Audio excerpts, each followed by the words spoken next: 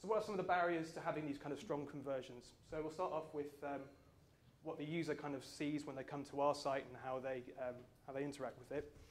The first one, the most important one, is pricing errors. This is a very obvious one, very simple one. Quite simply, we, as the user, will come across to the top thing there on IDLO, the price is £228.99. Click through, it's actually £239.99. Now, for a price comparison site, that means that link will be a lot further up, a lot more visible on the page because the price is lower. A lot of the competitors, the customer will then click through and see that. It reflects badly in both the affiliate site and the merchant site. In a way, a lot of people see that as false advertising. And that's one of the biggest complaints we have through our customers is, for our users, should I say, is when they come across things like that. It's very frustrating for them. It prevents kind of we like to have quite a fair and open kind of marketplace on our site. We link a lot of lists, we list a lot of links for not just different merchants but products, particularly sort of very high competition products like electrical goods and things. So in a way, having a price which is seen as out, can also be bad for the other merchants on that page who might be competing for a certain type of product for a certain price. Is that just down to the fact that the merchant's not updated the data? That's it, exactly. Yeah. Usually it's a case of the merchant hasn't updated their feed. Another thing which has come to a lot of the time from merchants not updating their feed is upstock products. This can be in two particular ways. Number one, it can be, as in this case, if the product is in the feed as being in stock, click through onto the product there, it's actually out of stock. That's never going to convert into a sale. The customer will click away from the merchant site and probably click away from the affiliate site as well. They're not going to, and probably not so likely to come back and actually go ahead and use that. The other thing is if the merchant doesn't actually include any stock data in their feed, that's also kind of very frustrating for us because we only list products which are actually in stock and available. In this way, if we list stock which is out of stock, and we're listing links which aren't going to convert and are unfair on the merchants on our product pages that we have. Finally, from the user perspective, there's the final purchase price. Now, this can seem to be a little bit counterintuitive if you're on a price comparison site where the idea is, from your kind of merchant perspective, is to have the lowest possible price. Well, by listing your delivery costs, for example, in this case, well, first of all, we list the kind of bigger price here as the price without delivery, but we also list the delivery price alongside it as well. Now, we find a lot of our users spend a lot more time evaluating their choice before actually making that click through from the affiliate site onto the merchant site.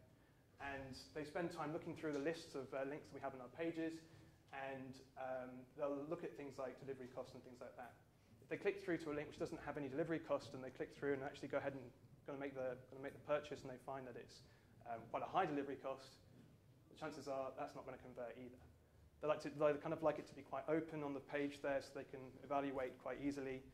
And if they see a delivery cost which they think is quite fair, they'll click through it, and that click will actually more chance of it converting into a sale for you.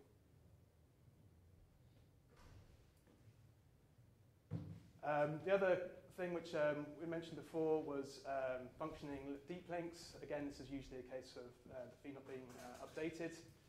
You get a nice 404 page, which is like this, which nobody likes to come across.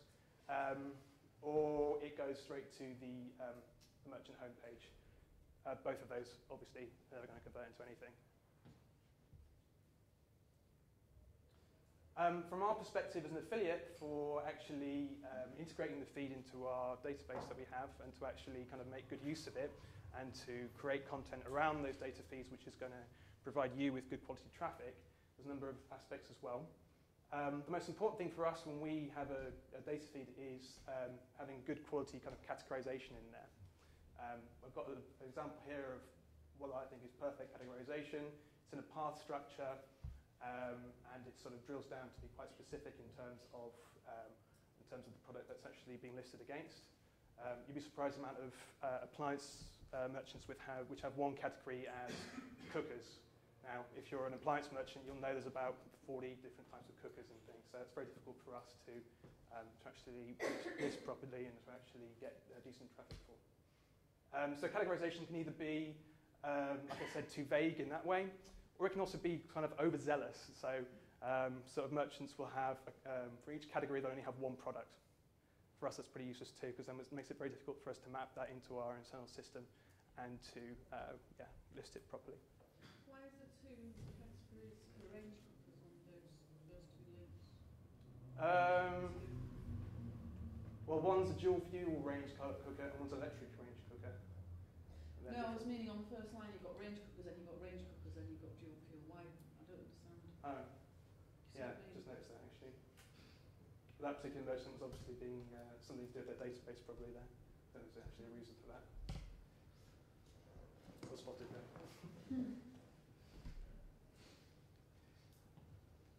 For us, which is also very useful, is having unique identifiers, which is kind of alphabet soup of EANs, MPNs, ISBNs, things like that. They have two kind of uses for us. The first use is to make sure that we can differentiate between all the different products in the feed. They're all an individual products in each feed, and we can actually identify that as a unique individual product. The second thing is obviously to make sure that we're listing the same products on our pages to each particular merchant. Different merchants will have different ways of describing different products and things, so that can make it quite difficult for us to actually link to the same product on one page. It sounds obvious, but it is kind of difficult for us to do that. So yeah, to have at least the manufacturer product number in there is very useful. EANs, which are becoming more and more popular now, they're becoming very useful for us as well. ISBNs, obviously, are going to be if you're listing books and things, which we don't, so that's not actually in that particular example. But how does it work for travel? Do you have travel results? we do, yeah, but for that one we actually only use APIs for. We only kind of deal with our product price comparison site, which is all feed-based. So what's in it for me as a merchant to actually have a decent data feed and to make sure that it's kept updated, that you spend time creating one that's good for the market and is actually going to convert to sales? Well, CACs like Idealo are still very popular first port of call for internet shoppers, particularly as the economic crisis and things, and particularly as well as they have integrated voucher codes into their system. They expose your brand to a very wide range of consumers and price comparison sites have the potential to offer you a high level of quality converting traffic. There's a little graph there just to show the popularity of price comparison sites versus voucher codes. As you can see, as voucher codes have become more and more integrated into voucher codes, into price comparison sites, they've took off as well.